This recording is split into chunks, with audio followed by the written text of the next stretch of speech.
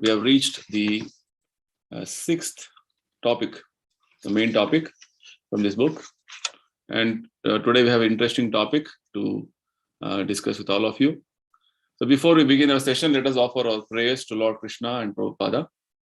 Nama Om Vishnu Padaya Krishna Preshnaya Bhutale Srimate Bhaktivedanta Swami Namine Namaste Saraswati Deve Gauravani Pracharine Nirvisesha Shunyavadi Paschatya Deshatarine Jaya Shri Krishna Chaitanya Prabhu Nityananda Shri Advaita Gadadhara Shri Vasadi Gaura Bhaktavinda Hare Krishna Krishna Krishna Hare Hare Hare Rama Rama Rama Hare Hare Shri Shri Radha Vrindavan Chandrodaya ki jai Srila Prabhupada ki jai Jai Gaura Premanandi. Welcome everyone for the Science of Self-Realization session, Sunday session. Today we have a topic which is known as the peace formula for all of you.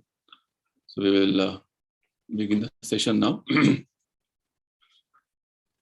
So what is the peace formula offered by the scriptures, Vedic scriptures, the Bhagavata, Bhagavad Gita? What is it offering? Because all of us, all said and done, would like to have peace of mind, right? All of us want to have happiness in our way of working.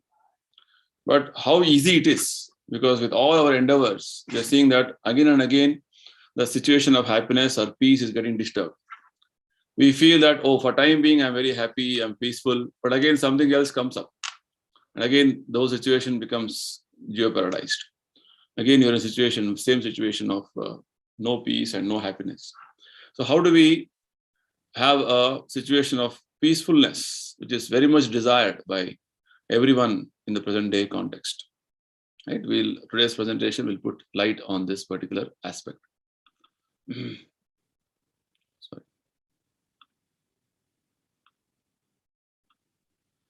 Okay.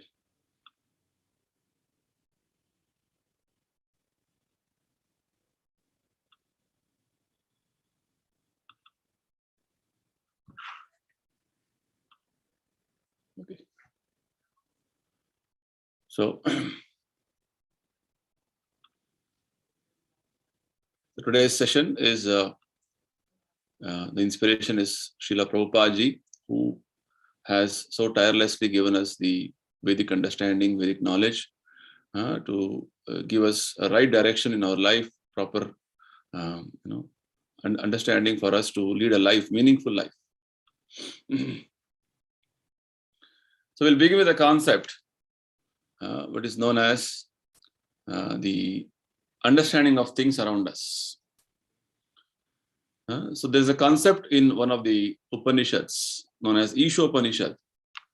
It is said that everything what we see around us is belonging to God. It's a nice statement in the Upanishad. It says, the first mantra in the Ishopanishad says, Ishavasyam idam sarvam yat kinchit jagatyam jagat tena tyaktena bunjita magrida tasyasvid dhanam. So basically it means everything animate or inanimate that is within the universe is controlled and owned by the Lord. One should therefore accept only those things necessary for himself, which are set aside as his quota. And one should not accept other things, knowing well to whom they belong. So it's a very wonderful statement in the Upanishad known as Ishopanishad. We'll try to understand this more detail for us to just to get an overall understanding of what is being told in the Ishopanishad is important. Ishopanishad basically deals with the proprietorship of things around us, because most of us will be, rather all the people in the world would like to claim proprietorship over many things. This is my property, this is my building, this is my house, this is my wealth, like that. So, but actually, originally, who is the proprietor of all the things which we are claiming as ours? There's so many land disputes, property disputes, right? So, but actually the property and the land which we claim as ours, who is the actual owner? Who is the actual master of them is the point, right? So, the concept which is being mentioned in this Upanishads are part of the Vedic understanding, which gives us more detailed understanding of so many aspects of our life and things around us. So it is being mentioned in this particular statement, which we just now read from the Upanishad, that Lord Krishna is the proprietor of everything and everyone. How it is so is being explained. In fact, the Bhagavad Gita explains us about the proprietorship over everything within the universe. A confirmation is given. There's a nice statement in the Bhagavad Gita 7th chapter, wherein Lord Krishna says that the different ingredients, which is actually the basic components of this whole creation, are all energies of Krishna. See, if you analyze things around us, there are trees, there are animals, there are mountains, there is water body, right? There is heat, light, so many aspects, so many things which we are experiencing in the material world. We call it as nature. So these things, if you break down them into finer elements, it all amounts to 8 elements. This is what Lord Krishna mentions in Gita 7th chapter as Bhumi, Apa, Anala, Vayu, Kham, Mano, Buddhi, Evacha, Ahankara, Mitiyam Me, Bhinna Prakriti Rashtadha. He says earth, water, fire, air, ether, mind, intelligence, ego. These constitute the basic ingredients for this whole world around us. The different permutation combination of these ingredients is what is all this world about. Right? So these ingredients, which form the basic ingredients for the whole material world, what we see around us, they are energies of Krishna, Lord Krishna says. Right? So which means, basically, we need to understand that the energies are coming from Krishna. Everything what we see around us, the energies are emanating from Krishna. The elements of nature like earth, water, fire, air, ether, mind, intelligence, and ego all belong to what is known as Lord's inferior material energy, Apara Prakriti. And whereas we also are energy of Krishna as living entities. Living entities, the living being, the organic energy, is a superior energy, the Para Prakriti. Okay. So like this, the Lord is very clearly mentioning in Gita about who is the owner of the things what we see around us. So we belong to Krishna. The things around us also belong to Krishna. He is the proprietor, he is the owner. So both of these prakritis or energies are emanations from the Lord. Ultimately, he is the controller of everything that exists. It's like this. When somebody is the owner or proprietor of something, then automatically the controller aspect, the enjoyer aspect comes with that. If I own one gadget, which means I can use it the way I want, I can control it the way I want, I can enjoy it I want, or I can operate it I want. That's how it is. So ownership, the aspect of ownership comes with the aspect of control and enjoyment. So these are the wonderful concepts given in the Vedic scriptures, especially Bhagavad Gita and Upanishads. Next, it is further very nicely explained in the Gita that there is nothing in the universe that does not belong to either the Para or the Apara Prakriti. Therefore, everything is the property of the Supreme Being. Right? Whatever we see in this material world around us is all either it is matter, that is Apara Prakriti, permutation combination of matter, or it is the living entity who is controlling this matter in different ways, manipulating this matter. Nothing beyond this. So everything is actually Krishna's energy only acting. So in that way, we can come to this next concept, which is known as Lord Krishna is the ultimate controller, sustainer, and dictator of everything. So how is he doing that? It's a very important statement which just now we made. Is a controller, sustainer, and dictator. So basically, we see around us in the material world that Lord has complete and perfect intelligence to adjust everything by means of his different potencies. It's again a Vedic statement which basically is telling that the various activities happening in the material world are also wonderfully happening, just like the seasonal changes, or for that matter, even the routine activity or daily activity of sun rising and setting. It's so perfectly timed, right? And in the different seasons, there are specific timings at which sun is rising. Again, it is setting, and it can all be very precisely calculated, and it can be predicted. With such precision, the world is running, right? So that way, we can see the world around us is not simply acting randomly or without any proper control or without any systems. Rather, it is a very well-organized way of functioning. It's like in a big company or a big organization, there's so many things arranged, the whole organization with different departments working very systematically. So likewise, there's a universal management which Lord Krishna has created, wherein things are all happening very, very systematic. This we need to appreciate. This we need to identify, right? So this is what Lord is doing, and all this is happening because of Lord's super intelligence. Right? Everything is working very wonderfully, just like even the say computer, for a person who is not aware of how it is working, it will look very wonderful, very automatically. Everything is just one button you press. So many things are happening. A person may think.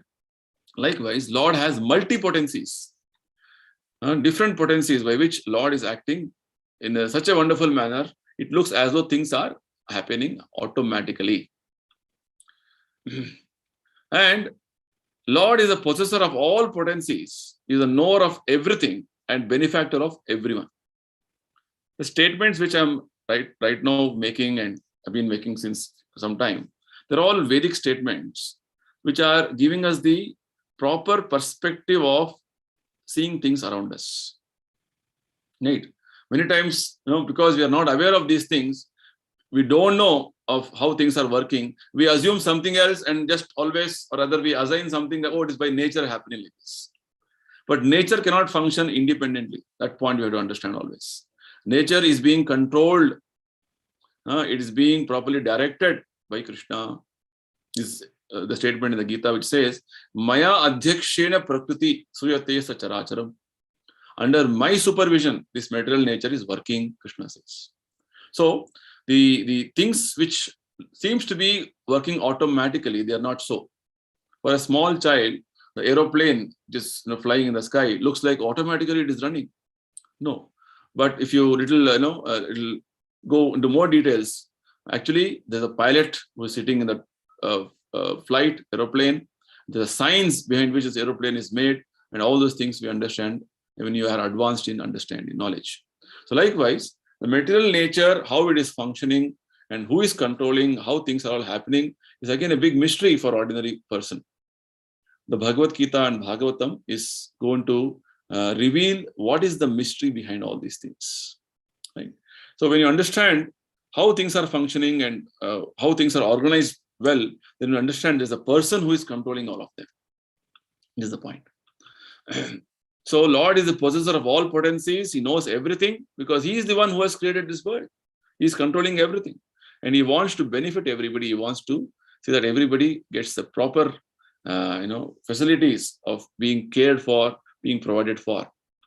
So Lord is also full of inconceivable opulence, power, fame, beauty, knowledge, and renunciation.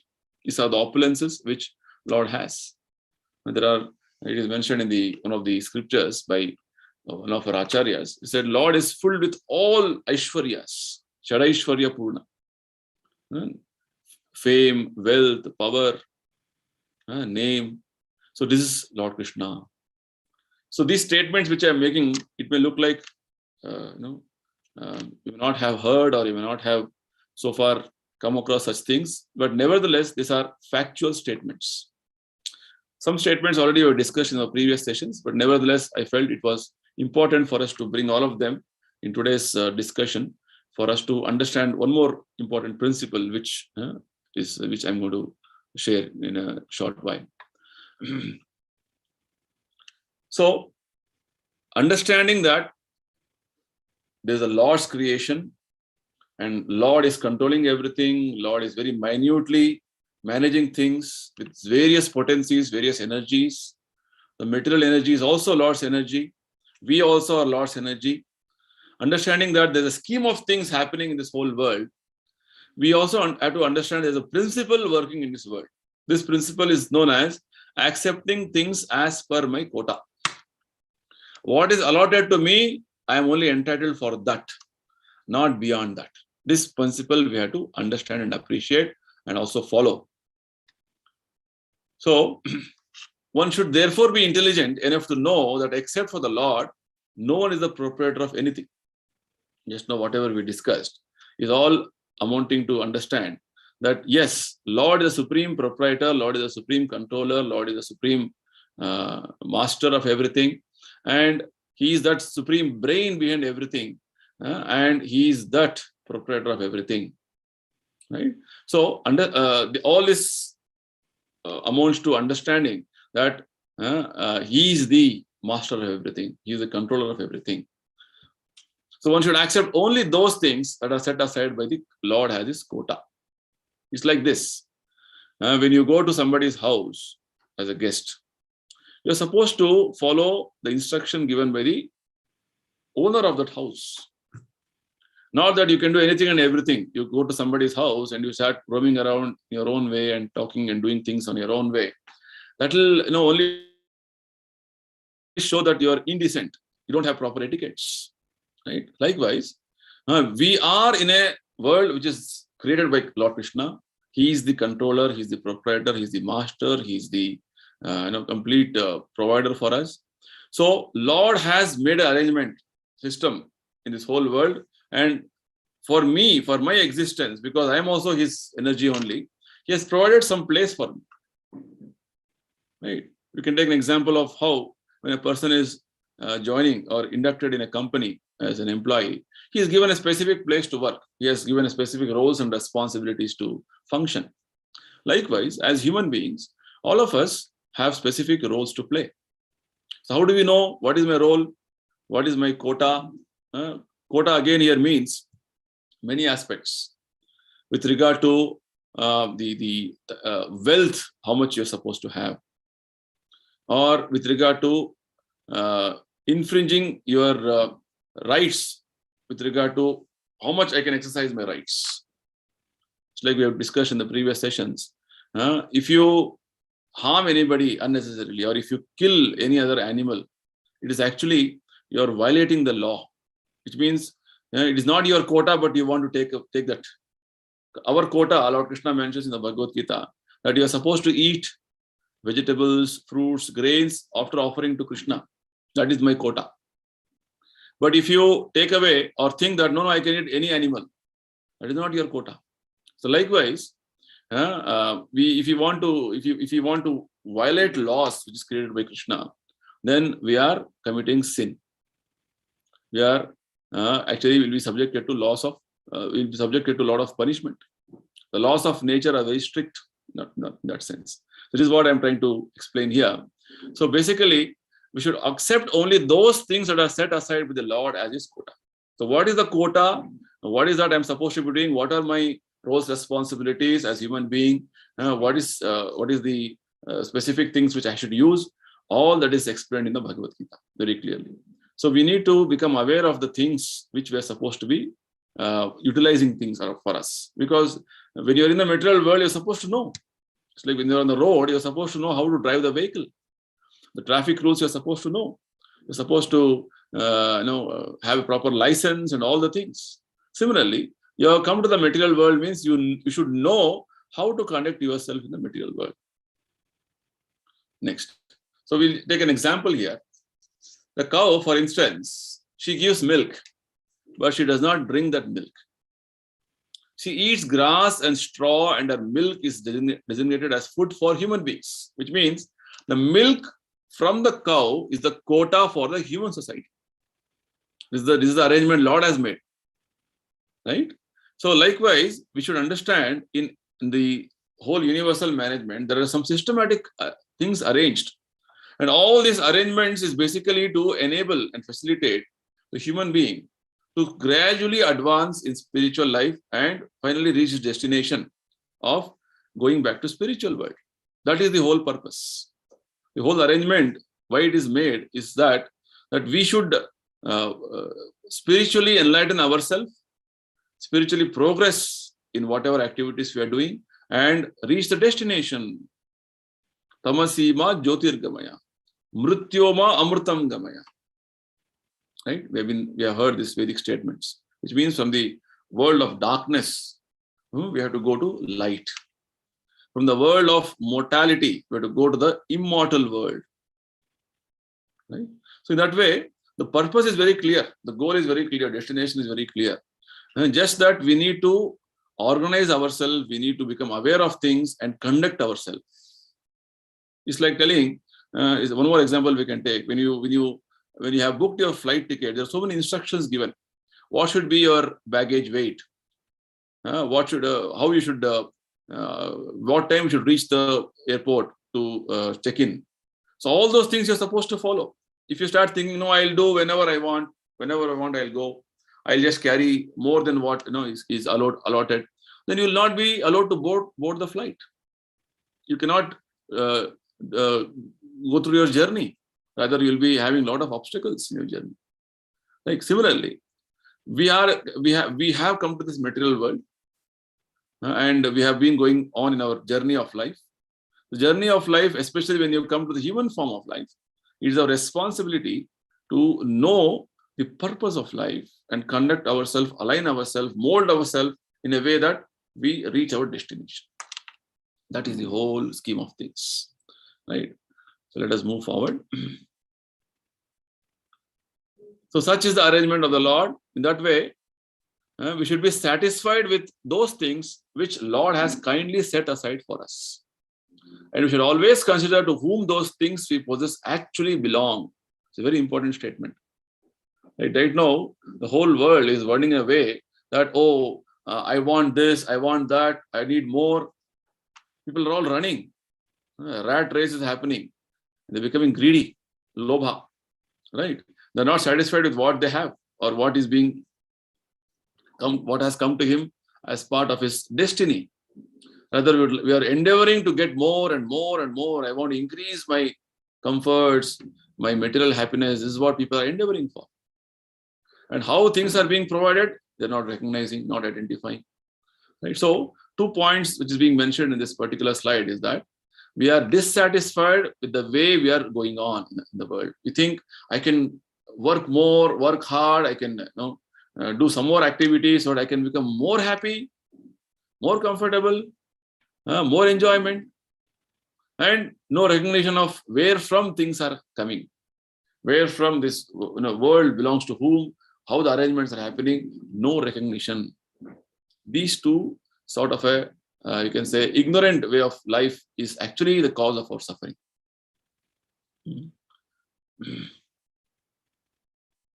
So very nice example is given by Prabhupada in one of the understandings. He says, a laborer cannot claim to be a proprietor.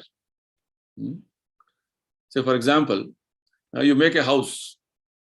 House means you require sand, you require stone, you require wood, iron, so many things are required. All these are ingredients required to build a house. All the construction materials, you can say.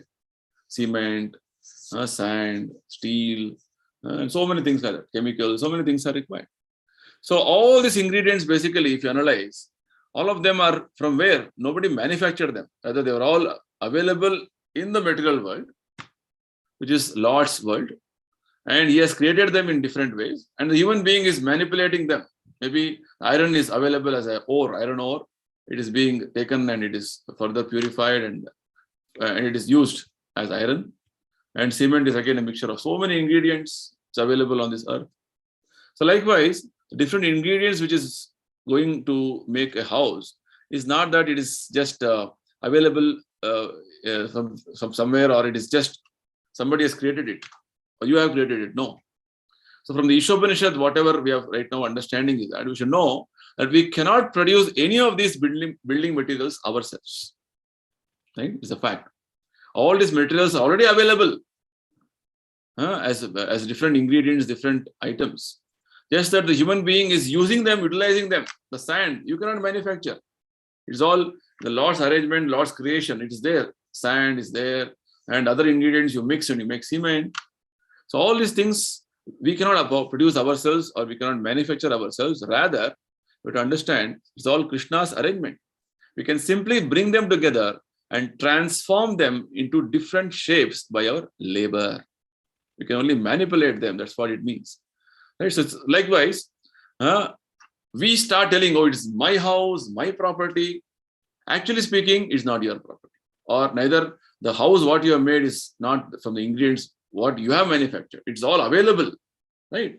So a laborer cannot claim to be a proprietor of a thing just because he has worked hard to manufacture it. I'll give one more simple example. Say you want to make a table in your house, and you bring all the necessary wood and all the other items like Fevicol and etc., required to make the table, and you call a carpenter and tell him, please make a table for me. So you agreed for a charge for making it. After the table is made, if the carpenter starts claiming, oh, I have made this table, it is my table, what he will say? Oh, you're a big fool. I have given you everything. This table was supposed to be made under my direction for my use. How can you claim that this table is yours? Similarly, we are telling that, oh, this is my property, this is my house, this is mine. We are claiming the proprietorship of things around us. It is actually wrong. For you, yes, there's a specific quota. You may have a place of residence for you, but we have to understand this place is actually belonging to Krishna. It is not mine. Just like when you stay in a rented house, always you have back in your mind that this house is not mine. I am not the owner. I am only a tenant. Likewise, you have to understand the material world. When we are come to this material world, we don't own anything. In fact, even our body is not ours. The arrangement of the Lord is such that through material nature, this body has been given to us based on our desires. Whatever desires and aspirations we have, Lord is facilitating a body for us so that we can experience those desires. So this is the arrangement. So this is the way world is running. So these are the truths and facts which we need to become aware. That is the reason in the scriptures, especially Bhagavad Gita and Bhagavata, it is mentioned very clearly. Nirmama, nirahankaraha. When you give up this sense of proprietorship, when you give up this sense of ownership and the false claim that I am the owner, I am the proprietor, I am the enjoyer, then you can move forward in your spiritual journey. As long as you start telling, oh, it is mine, I am the owner, I am the proprietor, I am the enjoyer, then you are entangled in the material world. That is the point. So very nicely, these concepts are being explained from this Upanishad verse, that a laborer cannot claim to be a proprietor of a thing just because he has worked hard to manufacture it.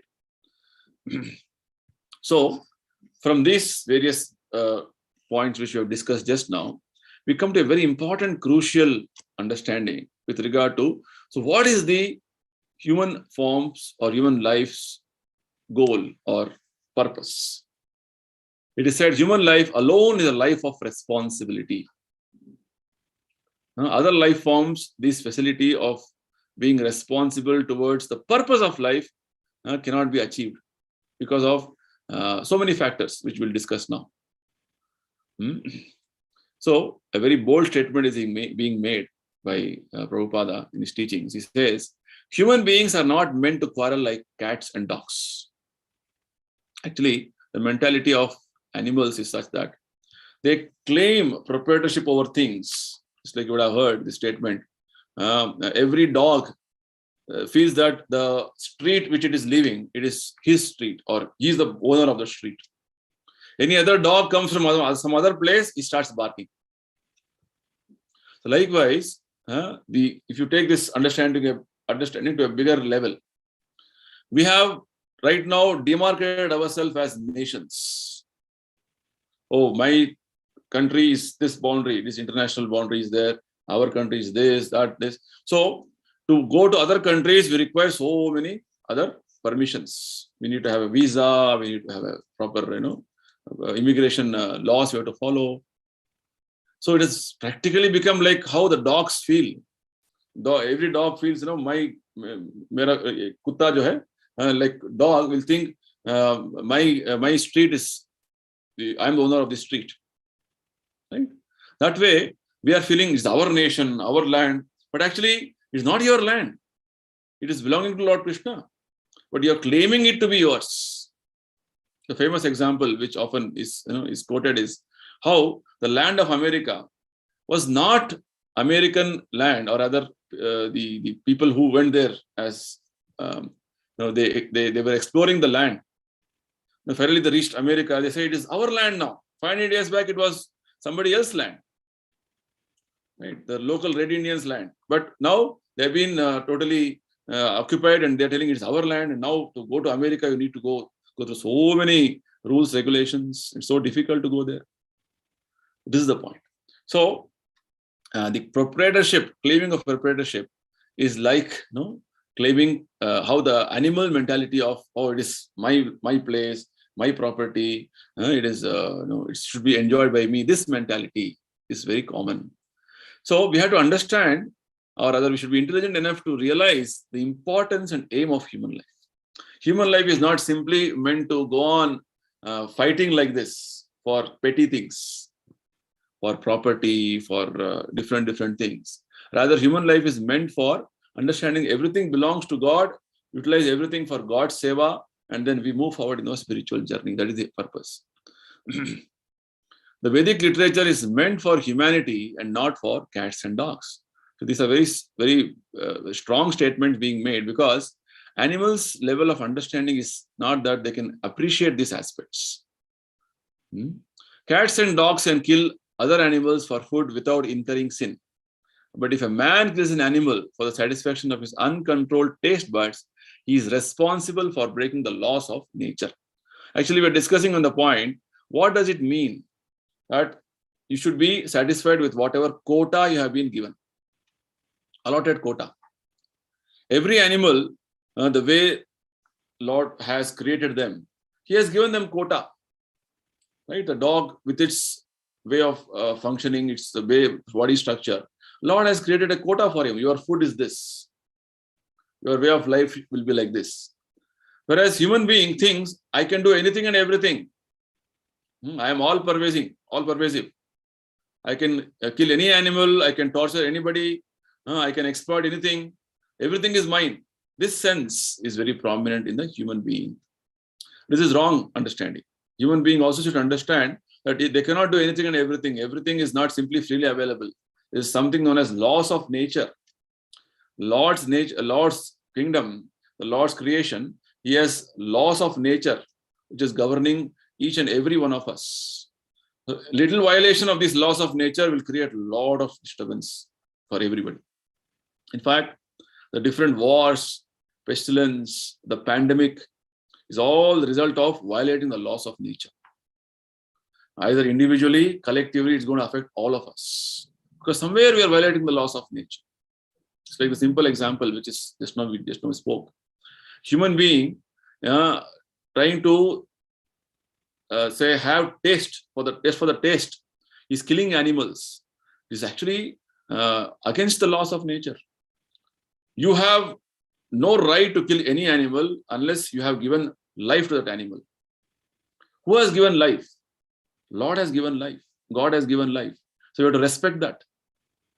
We cannot take away life of anybody without God's permission, because in the Bhagavad Gita, Lord Krishna says every living entity are His children. So when Lord claims that everybody are His children, how can you, for your satisfaction, for your gratification, how can you kill an animal?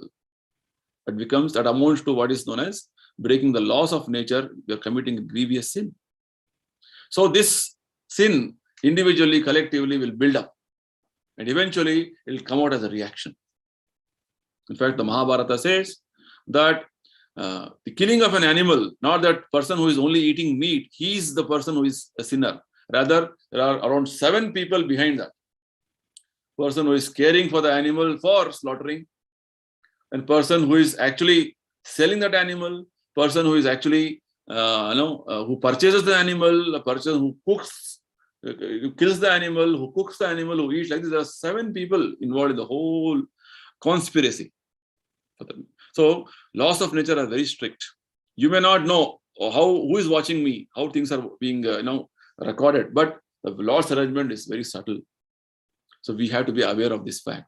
So we have to be very careful with regard to what is my quota. What is that I'm supposed to be doing as human, in the human form of life? What I'm supposed to eat, how I should conduct myself, how I'm supposed to think. Everything matters. So this verse of Yudhisthira Upanishad is very important for our proper conduct of human form of life. Right now, we have degraded ourselves in a way that we are not even conducting ourselves as humans.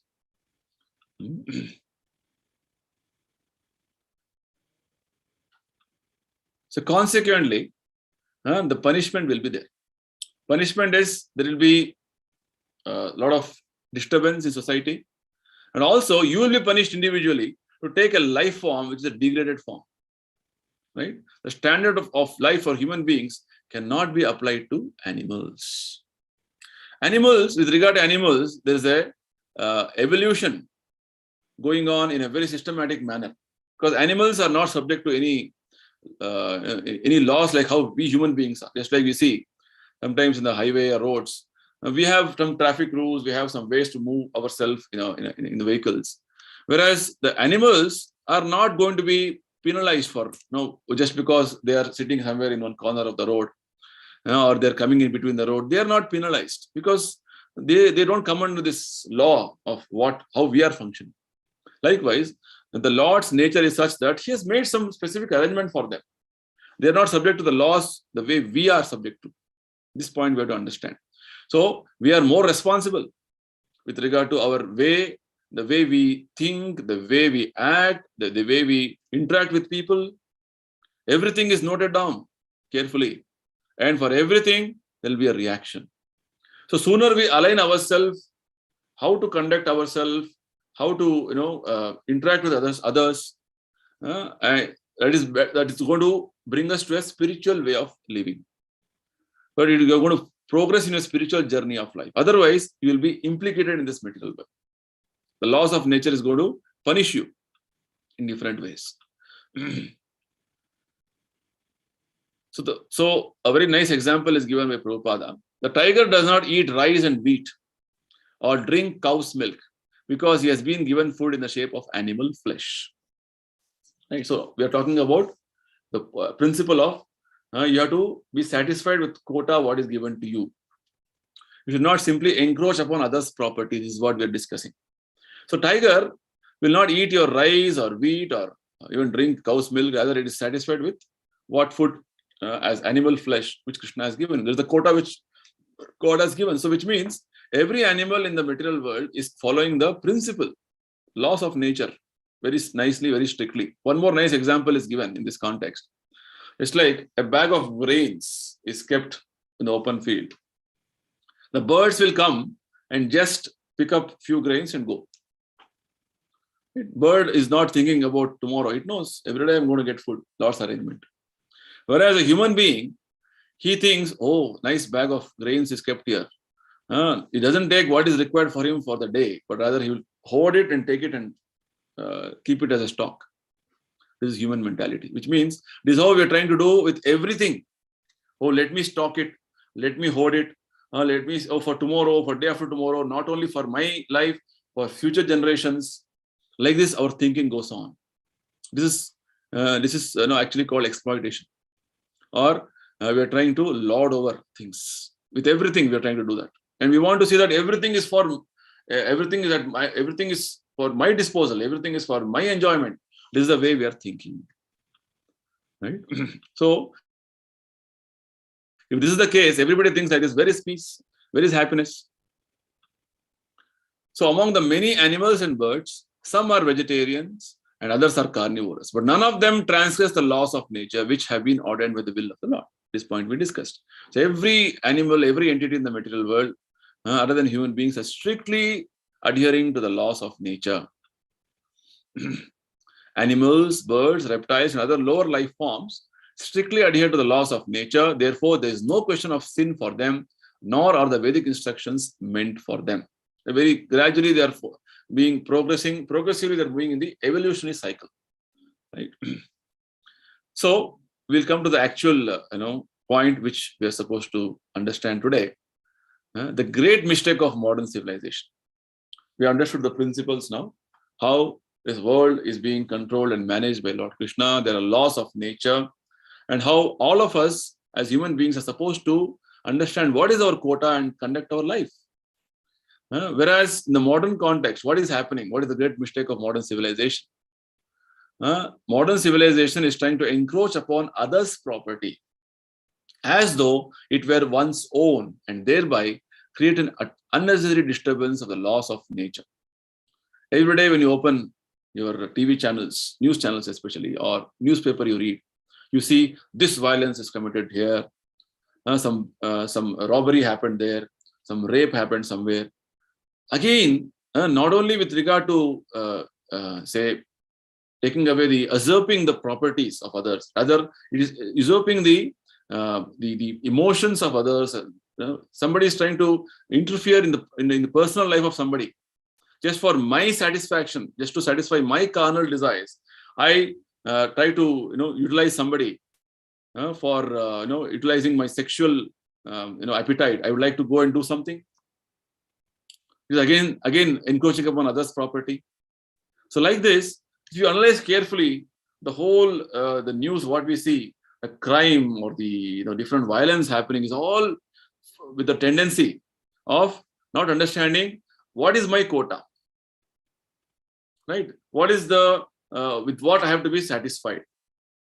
We are not having that mentality, rather we are not trained in that way. So the basic principle boils down to what is that in this life I am supposed to be doing? What is the purpose of life? What is the aim in life? We are supposed to be satisfied with whatever Lord has sanctioned me, and do my duties and move forward with regard to progressing in spiritual life. That is the purpose. Right? So the biggest mistake of the modern society is that everybody thinks we can encroach upon others' property as though it were one's own. Oh, it is my thing. I can go on exploiting. Everything is mine. Just like I give an example of, you go to somebody's house as a guest. You start doing anything and everything in the house, becoming very familiar. What does the owner of the house think? Oh, doesn't have a basic decency. Right? When you use somebody's, even the pen, we give back the pen to the owner back and tell, thank you, you gave me the pen. If he gives the pen to you and you take away, what does it mean? Like that. So everybody starts encroaching upon others' property as though it were one's own, and thereby it's creating unnecessary disturbance. All the different cases, legal cases or police cases, or so many national, state level or international, so many problems, all because of this. And not only with man-made laws, even from the perspective of the universal management, laws of nature, we are violating the laws. So the root of sin is deliberate disobedience to the laws of nature through disregarding the proprietorship of the law. So we have to recognize that this is an arrangement which Lord has made in this world, and we have to abide by the laws. Even ordinarily, when we are working in our ordinary course of activities also, just like for traffic laws, we abide by the traffic laws. We don't want to transgress, because if you transgress, it's going to affect yourself and so many people. Likewise, in the universal management of the Lord, there are so many laws which are governing everybody's life. So we need to become aware and conduct ourselves accordingly. That's the whole point which I'm trying to make. So disregarding them is the root cause of sin. Sin means you have to suffer. You'll be punished. And all these sins are being made deliberately. Just like nowadays, people are establishing whatever, big establishments, big things. or for all those things, even though it may be exploiting different resources of nature, people don't mind. We can see right now, water is polluted, air is polluted, the food is polluted. Even the basic ingredients which we are supposed to have for our life, they are polluted. Who is responsible for this? Actually, what is being discussed here is of very important concern for all of us, individually and globally. We have a little ponder over these points, right? So we may think, oh, I am enjoying, I am happy, but at what cost is the point. So these laws which people are violating are very strong. There's a nice statement in Gita. Krishna says, Daivi esha gunamayi mama maya duratyaya. The laws of nature are very strict and stringent. For time being, you may think, oh, I'm enjoying, but it will come back as a reaction to us. You may be polluting, or rather you may think, oh, I have to use my vehicle and move around. Everybody thinks like that. Everybody is congesting the whole roads in Delhi, NCR, because of which there's one more new problem: pollution, air pollution. So like this, who's going to bear that air pollution? At the cost of going comfortably in the car, you're creating one more problem. So laws of nature are very strong. Disobeying the laws of nature or the order of the Lord brings ruin to a human being. This is the point, right? So we have to understand how to align ourselves with the laws of nature and move forward in our journey of spiritual goal. No living entity can violate them, right? Any violation, you will be penalized. You cannot escape you may escape the man-made laws, but you cannot escape the laws of nature, because laws of nature are being governed by God's arrangement through various agents he has, and all of them are monitoring every activity of yours, and a proper reaction will come sooner or later. So there's a nice statement in the Bhagavad Gita which says, those who do not offer their food to the Lord and eat nothing but sin and subject themselves to various types of distress, which are the results of sin. So in that way, this statement is basically to tell us, even the activity of eating is such a sensitive matter. Because when you eat, you're supposed to eat in a particular way. And your quota of food you're supposed to eat.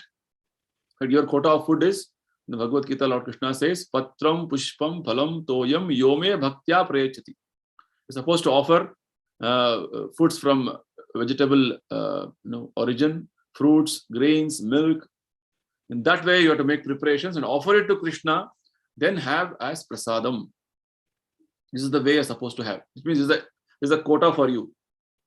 No, I will not even offer the food, which means offering basically means when you offer food to Krishna or when you're doing Naivedya food to Krishna, it means you're acknowledging that Krishna has provided this food to me. So you don't even have acknowledgement. Thank you, Krishna, you've given me this food for my subsistence. This much you are not even telling. Which means you are stealing the property of Krishna. This very word Lord Krishna uses in the Bhagavad Gita. Stena eva saha. You are stealing the property. It means stolen property you are using. How long you will use? Unless and until there is a reaction going to come for you, going to use. So the statement of Gita is very strong statement. It says every morsel of food you eat without offering to Krishna, you're eating sin. More and more sin you're accumulating, it will only further complicate your life. A few more slides to go. So what is the solution to the problem? All these things, what we're discussing, the mistake of the modern civilization, disobeying the laws of nature, deliberate disobedience of laws of nature. What is the solution? Solution is given by Prabhupada in his teachings. He says, only one who is Krishna conscious can easily overcome the stringency of the laws of nature and thus become happy and peaceful in the world. See, our aspiration, our desire to become happy and peaceful is not possible by violating the laws. If you go on violating the laws, how you can be happy and peaceful? It's like this. You have been admitted to a hospital and you're supposed to follow some diet and some medication, wherein this medication and diet will make you very soon healthy, normal.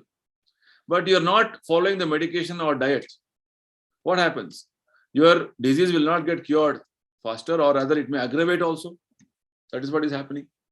So likewise, we have to understand that in the material world, there are specific ways, specific laws functioning. We cannot simply do things on our own. It will all come back as a reaction for us. So it's very important that we become sensitive in this matter. And the easiest way to become sensitive is to start following the process of Krishna consciousness. Is the Bhakti Yoga process. Right? This can easily overcome the laws of nature, because Krishna has confirmed in the Gita that the laws of nature are very stringent. But when you surrender to Krishna, that is Bhakti Yoga means you accept whatever Krishna is telling us and you try to follow the principles in your life. Mam eva ye prapadyante mayam etam tarantite. Krishna says in Bhagavad Gita that if you follow the instructions given by Krishna, then very soon you will overcome the laws of nature. Which means you're above you come out of the laws of nature, which means it will make you peaceful and happy, which you are hankering for. Unless and until you have a sinful way of working, how you can be happy? A sinful man is always in anxiety. It's like a robber, a thief. He's in anxiety when police will come and catch me. Right? Because he knows he has done something wrong. He's always in great anxiety. So similarly, when whereas a normal citizen, he thinks, yes, I'm following all the rules, regulations. He is not disturbed like a thief. So from the universal perspective, from the God's arrangement, we are supposed to understand that we are supposed to connect ourselves in a specific manner, which will actually make us really happy within, peaceful within. That is what we are supposed to be following in our everyday activities. It is follow the principles of Bhakti Yoga. So how to follow, what to do, we'll try to discuss now. Just as a state is protected by the department of law and order, so the state of universe, of which this earth is only an insignificant fragment, is protected by the laws of nature. Right? We have discussed this point. So this material nature is one of the different potencies of God, who is the ultimate proprietor of everything that we. Right? I'm again repeating some things because these things will reimburse and reiterate what we have discussed so far. So we have discussed that the laws of nature are being conducted by Lord himself. He is the ultimate proprietor of everything. And this earth is therefore the property of God. But we, the living entities, especially the so-called civilized human beings, are claiming God's property as our own under both an individual and collective false conception. Right? This is what is happening. We are claiming that this is my property, this is for my comfort, I can exploit these things. This is the attitude we have developed. And this is actually creating a lot of problems. Sooner we recognize that I am not the proprietor, Lord is proprietor. What direction Lord is giving to me in the Gita, let me follow that. And everything will be peaceful, individually and collectively. That is the point. So, if you want to have peace, happiness, you have to remove this false conception from your mind and from the world. So now Prabhupada is going to give us the peace formula. This false claim of proprietorship by the human race on earth is partly or wholly the cause of all disturbances of peace on this earth. As long as you start claiming it's my property, it's for my usage, it's for my comfort, everybody starts thinking there's a fight, there's a competition. Every human thinks like that. That's what we are seeing, so many problems in the material world. When all of us understand our Supreme Father is Lord Krishna, He is the Supreme Proprietor, all of us have to work cooperatively. There's no fight, there's always a peaceful situation. Right? The foolish and so-called civilized men are claiming proprietary rights on the property of God because they have now become godless. When you don't have godless, when you don't have God in the center, then everything else becomes very problematic. We discussed this point in the previous session, how people want Rama Rajya without Lord Ramachandra. So you cannot be happy and peaceful in a godless society. So now we'll understand the peace formula, which is given by Lord Krishna in the Bhagavad Gita.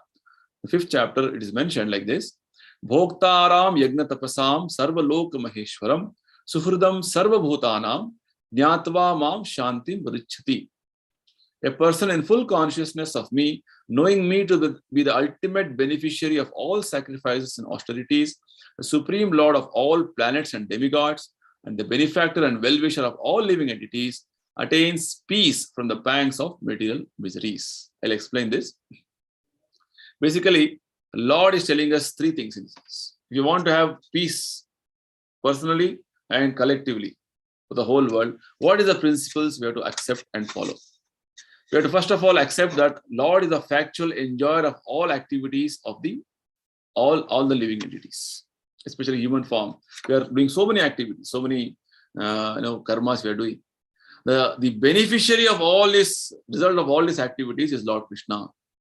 Bhoktaram yajna tapasam. Right?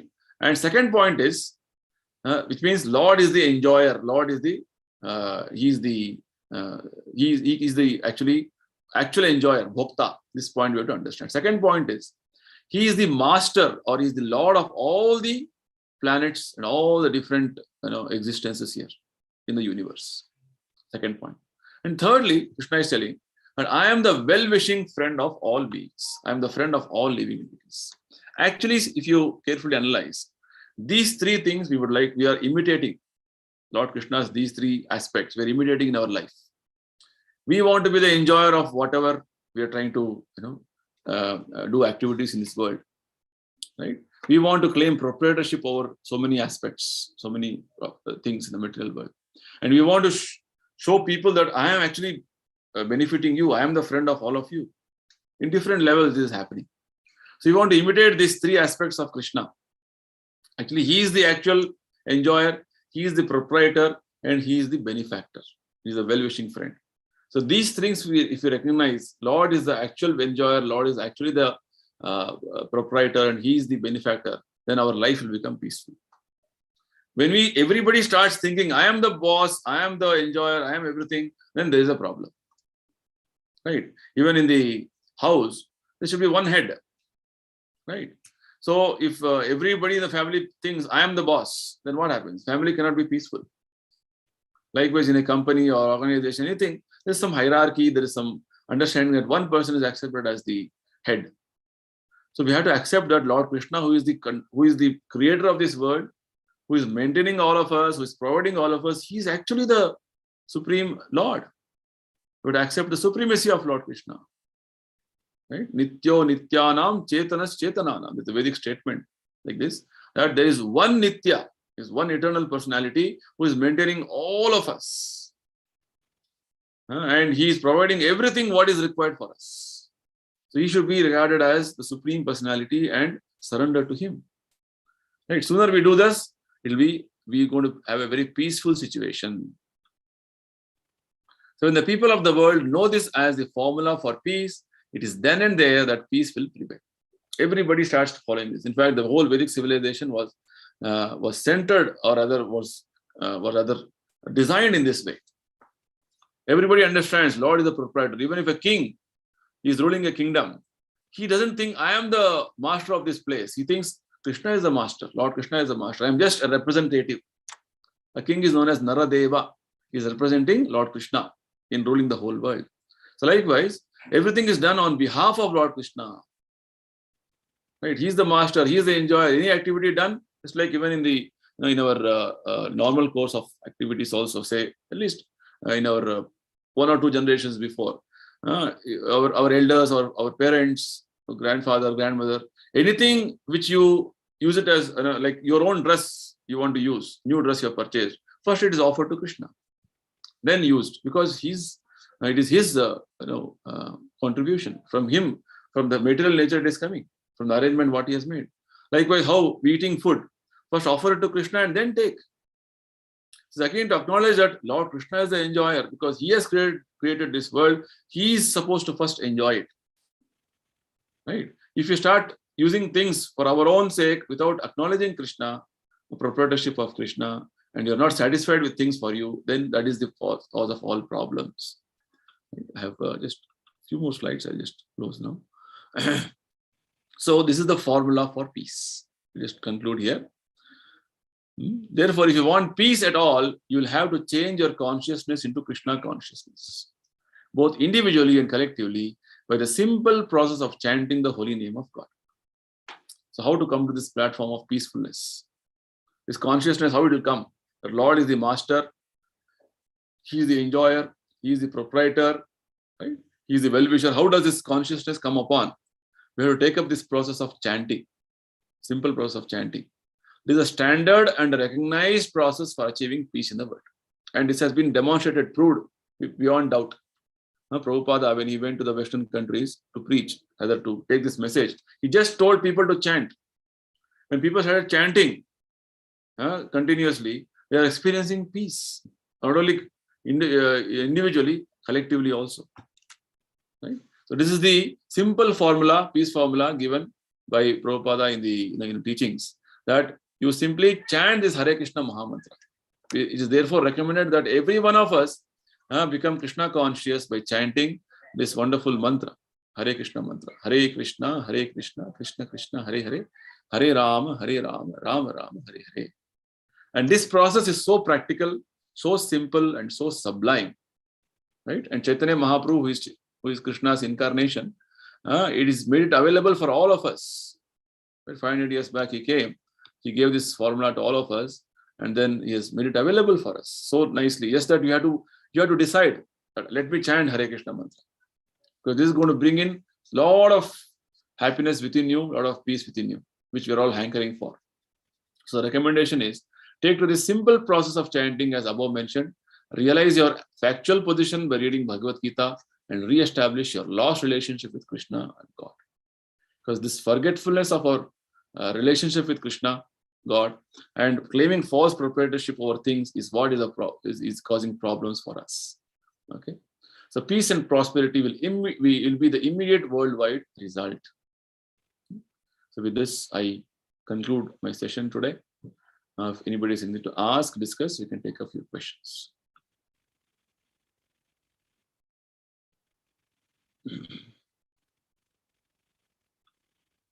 So this topic which we discussed is a very important topic, which is actually, we can see how in the whole world, the things around us, how they are functioning, how they are supposed to be functioning.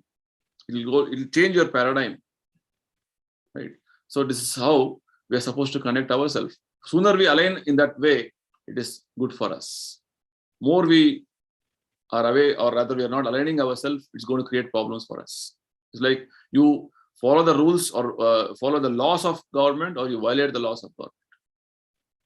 It's like that. Whereas the laws of government, you may escape some laws. Nobody may identify you or recognize you. But the universal way of functioning, the laws of nature are very stringent, very strict. You cannot escape them. So sooner you align yourself in that way and conduct yourself, it is good for you. That's what it means. And chanting Hare Krishna is going to bring in or align yourself with all those laws of nature very nicely. That's why it's called, it's very practical, very simple and easy way. Otherwise, following all the other rules mentioned in the Vedic scriptures is not easy for all of us. At least present day context. So many things are there. Right. Anything to ask? Any discussion? Any any comments, please? You can raise your hand, or you can write a question in the chat box. I'm in puja, sir. Yes? Somebody? Okay. If there's no question, we'll move forward. We'll again thank you everybody for attending the session today. We will meet again.